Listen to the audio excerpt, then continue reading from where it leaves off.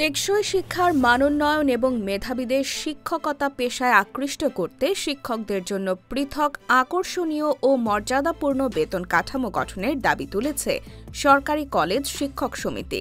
তারা বলছেন, শিক্ষকের মর্যাদা ও আর্থিক নিরাপত্তা নিশ্চিত না হলে শিক্ষার গুণগত উন্নয়ন সম্ভব নয়।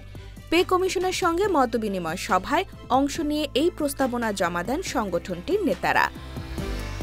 প্রস্তাবে বলা হয়, সরকারি চাকরিতে গ্রেড ভেঙে 15টি করা এবং সর্বনিম্ন বেতন 32,500 টাকা নির্ধারণ করতে হবে।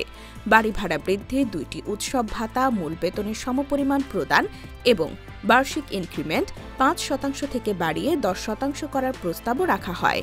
পাশাপাশি চিকিৎসা ভাতা মূল বেতনের 10% বা ন্যূনতম 5,000 টাকা এবং পেনশন সুবিধা বিদ্যমান 90% থেকে বাড়িয়ে 100% নির্ধারণের দাবি জানানো হয়েছে।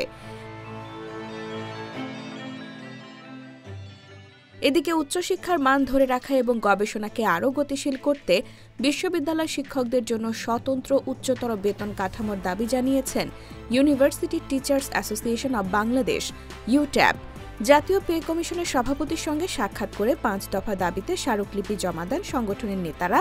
ইউট্যাবের একমাত্র জোরালো বক্তব্য, বিশ্ববিদ্যালয় শিক্ষকরা দেশের ভবিষ্যৎ গড়ে দেন, অথচ আন্তর্জাতিক মানের তুলনায় তাদের বেতন ভাতা এখনও পিছিয়ে।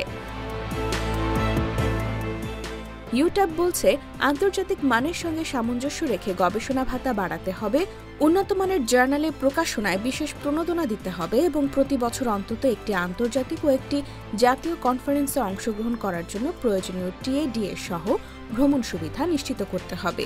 একই সঙ্গে দীর্ঘমেয়াদে শিক্ষকতা পেশায় থাকা নিরাপত্তা ও মর্যাদা ধরে রাখতে গাড়ি ও ফ্ল্যাট কেনার জন্য বিনা সুদে ঋণ প্রদানের দাবি জানিয়েছে সংগঠনটি। সরকারি কলেজ শিক্ষক থেকে শুরু করে বিশ্ববিদ্যালয় শিক্ষক সবার একই দাবি, একটি মর্যাদাপূর্ণ আকর্ষণীয় বেতন কাঠামো এবং পর্যাপ্ত গবেষণা বরাদ্দ।